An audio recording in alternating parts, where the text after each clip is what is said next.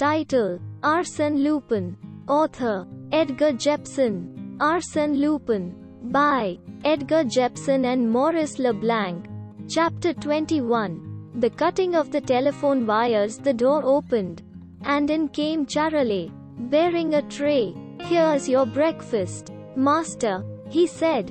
"Don't call me master," that's how his men address Qcera. "It's a disgusting practice," said Lupin severely. Qcera and Qcera were quick laying the table. Qcera kept up a running fire of questions as he did it. But Lupin did not trouble to answer them.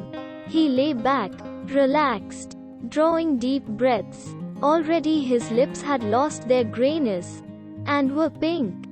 There was a suggestion of blood under the skin of his pale face. They soon had the table laid, and he walked to it on fairly steady feet. He sat down. Qcera whipped off a cover, and said, "Anyhow, you've got out of the mess neatly. It was a jolly smart escape." "Oh, yes. So far it's all right," said Lupin. "But there's going to be trouble presently, lots of it.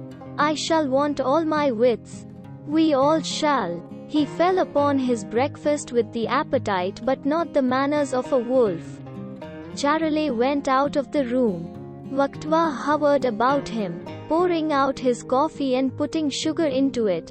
"By Jove, how good these eggs are," he said.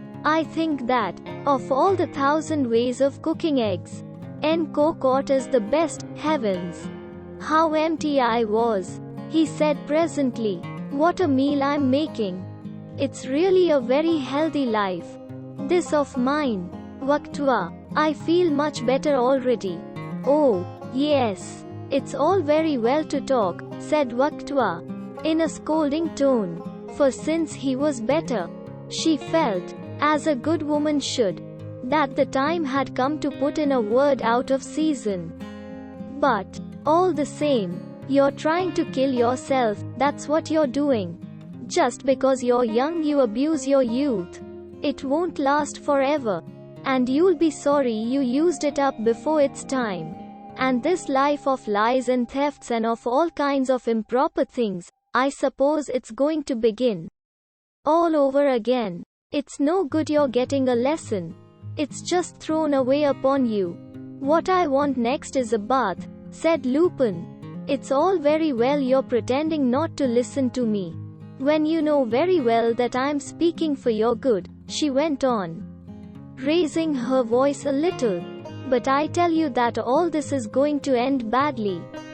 To be a thief gives you no position in the world, no position at all, and when I think of what you made me do the night before last, I'm just horrified at myself. We'd better not talk about that, the mess you made of it."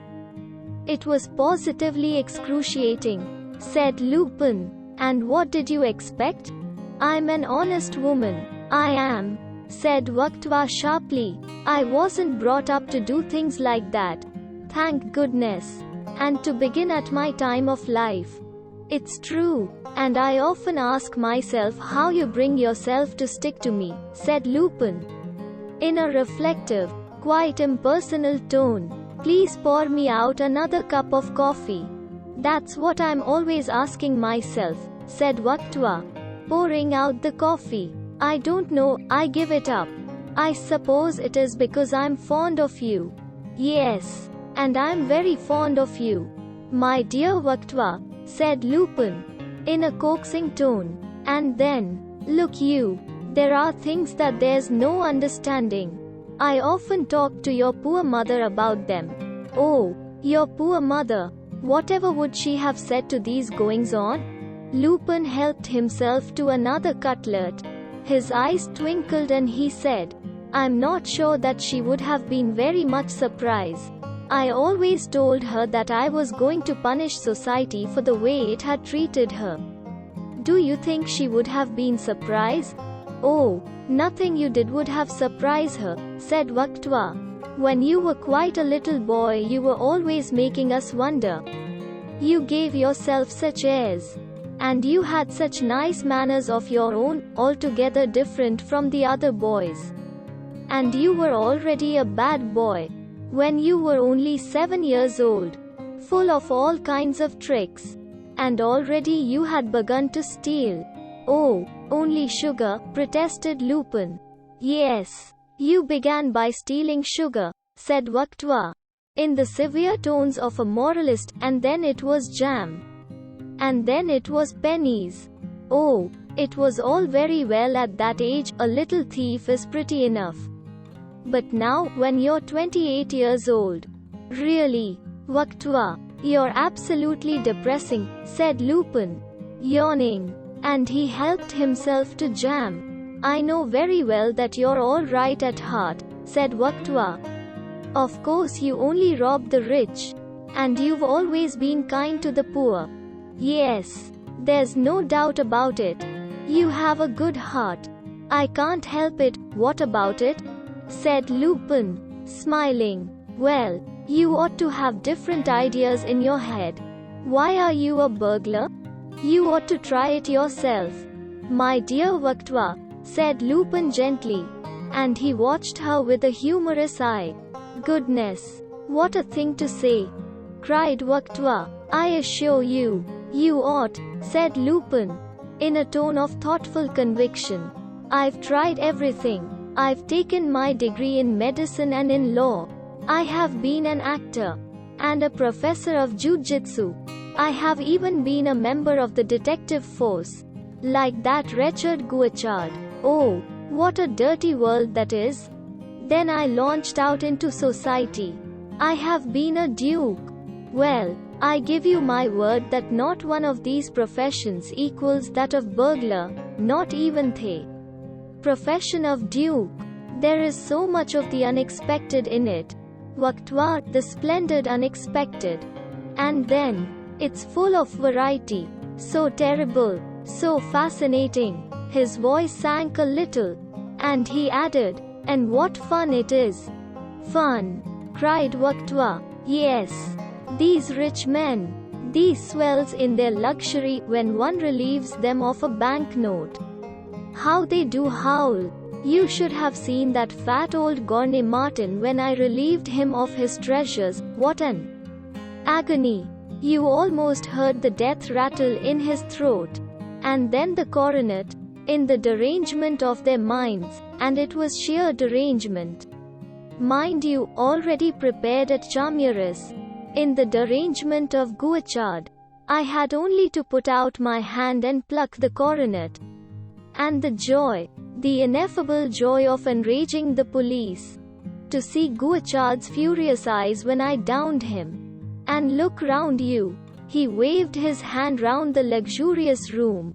Duke of Charmieres. This trade leads to everything. To everything on condition that one sticks to it. I tell you, Qcera, that when one cannot be a great artist or a great soldier, the only thing to be is a great thief. Oh, be quiet, cried Qcera. Don't talk like that. You're working yourself up. You're intoxicating yourself. And all that. It is not Catholic. Come, at your age, you ought to have one idea in your head which should drive out all these others. Which should make you forget all these thefts. Love. That would change you. I'm sure of it. That would make another man of you. You ought to marry. Yes. Perhaps. That would make another man of me. That's what I've been thinking. I believe you're right, said Lupin thoughtfully. Is that true? Have you really been thinking of it? Cried Qcera joyfully. Yes, said Lupin, smiling at her eagerness. I have been thinking about it, seriously. No more messing about, no more intrigues. But a real woman. A woman for life? Cried Qcera. Yes, said Lupin softly. And his eyes were shining in a very grave face.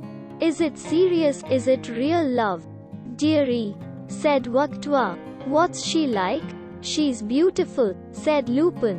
Oh, trust you for that. Is she a blonde or a brunette? She's very fair and delicate, like a princess in a fairy tale, said Lupin softly. What is she? What does she do? said Waktua. Well, since you ask me, she's a thief, said Lupin with a mischievous smile. Good heavens, cried Waktua. But she's a very charming thief, said Lupin. And he rose smiling. He lighted a cigar, stretched himself and yawned. She had ever so much more reason for stealing than ever I had, he said. And she has always hated it like poison. Well, that's something, said Waktua. And her blank and fallen face brightened a little. Lupin walked up and down the room, breathing out long luxurious puffs of smoke from his excellent cigar, and watching Waktua with a humorous eye. He walked across to his bookshelf, and scanned the titles of his books with an appreciative, almost affectionate smile. This is a very pleasant interlude, he said languidly. But I don't suppose it's going to last very long. As soon as Qcera recovers from the shock of learning that I spent a quiet night in my ducal bed, as an honest duke should, he'll be getting to work with positively furious energy. Confound him, I could do with a whole day's sleep, 24 solid hours of it. I'm sure you could, dearie, said Waktua sympathetically. The girl I'm going to marry is Sonia Krichnov, he said. Sonia, that dear child. But I love her already, cried Waktua. Sonia, but why did you say she was a thief? That was a silly thing to say. It's my extraordinary sense of humor, said Lupin. The door opened and Charale bustled in. Shall I clear away the breakfast? He said. Lupin nodded. And then the telephone bell rang. He put his finger on his lips and went to it. Are you there? He said. Oh, it's you, Jermaine. Good morning. Oh, yes. I had a good night. Excellent. Thank you. You want to speak to me presently? You're waiting for me at the Ritz? Don't go, it isn't safe, said Waktua.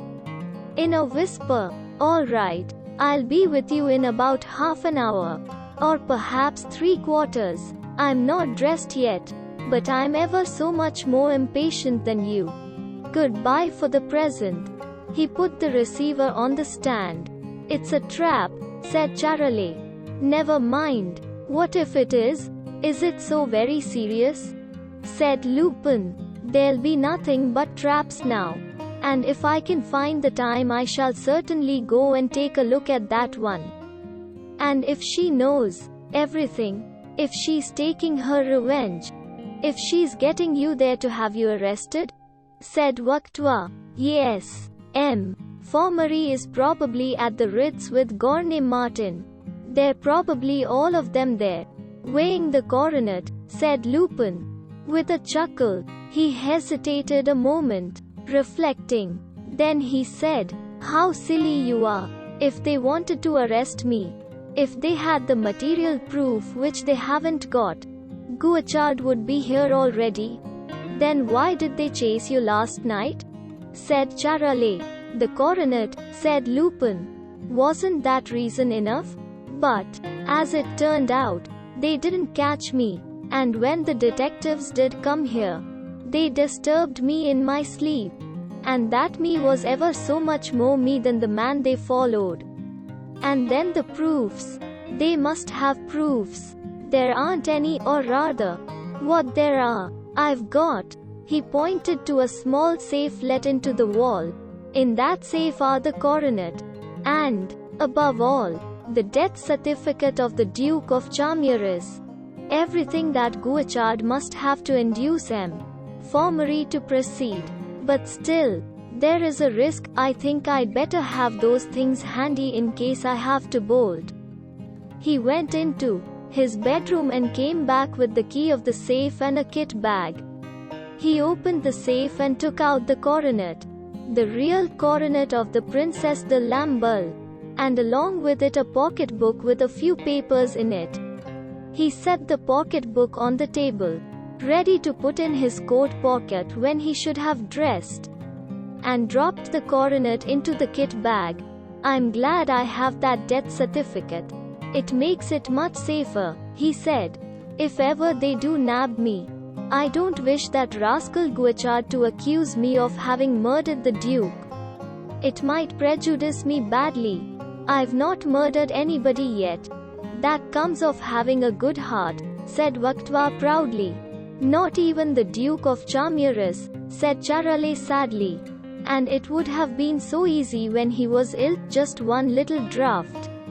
And he was in such a perfect place, so out of the way, no doctors. You do have such disgusting ideas, Qcera, said Lupin, in a tone of severe reproof. Instead of which you went and saved his life, said Qcera, in a tone of deep discontent. And he went on clearing the table. I did. I had grown quite fond of him, said Lupin, with a meditative air. For one thing, he was so very like one. I'm not sure that he wasn't even better looking. No, he was just like you, said Qcera, with decision. Anyone would have said you were twin brothers. It gave me quite a shock the first time I saw his portrait, said Lupin. You remember, Qcera? It was 3 years ago. The day, or rather the night, of the first Gournay Martin burglary at Maurice. Do you remember? Do I remember? Said Qcera. It was I who pointed out the likeness to you. I said, he's the very speed of you, master. And you said, there's something to be done with that, Qcera. And then off you started for the ice and snow and found the Duke. And became his friend. And then he went and died. Not that you'd have helped him to. If he hadn't. Poor Maurice. He was indeed grand seigneur. With him a great name was about to be extinguished. Did I hesitate? No. I continued it, said Lupin. He paused and looked at the clock. 7:45, he said, hesitating. Shall I telephone to Sonia? Or shall I not? Oh, there's no hurry. Let the poor child sleep on. She must be worn out after that night journey and that cursed Qcera's persecution yesterday. I'll dress first, and telephone to her afterwards. I'd better be getting dressed. By the way, the work I've got to do can't be done in pajamas. I wish it could, for bed's the place for me. My wits aren't quite as clear as I could wish them to deal with an awkward business like this. Well, I must do the best I can with them. He yawned and went to the bedroom, leaving the pocketbook on the table. Bring my shaving water, Qcera, and shave me, he said, pausing. And he went into the bedroom and shut the door. Ah, said Qcera sadly. What a pity it is. A few years ago he would have gone to the Crusades. And today he steals coronets. What a pity it is. I think myself that the best thing we can do is to pack up our belongings, said Qcera. And I don't think we've much time to do it either. This particular game is at an end. You may take it from me. I hope to goodness it is. I want to get back to the country, said Qcera. He took up the tray, and they went out of the room. On the landing they separated. She went upstairs and he went down. Presently he came up with the shaving water and shaved his master. For in the house in University Street he discharged the double functions of valet and butler. He had just finished his task when there came a ring at the front door bell. You'd better go and see who it is, said Lupin. Bernard is answering the door, said Qcera. But perhaps I'd better keep an eye on it myself. One never knows. He put away the razor leisurely, and went. On the stairs he found Bonavent. Mounting Bonavent, disguised in the livery and fierce moustache of a porter from the Ritz. Why didn't you come to the servants' entrance? Said Qcera, with the truculent air of the servant of a duke and a stickler for his master's dignity. I didn't know that there was one, said Bonavent humbly. Well, you ought to have known that there was. And it's plain enough to see. What is it you want? Said Qcera. I've brought a letter for the Duke of Charmures, said Bonavent. Give it to me, said Charolais. I'll take it to him.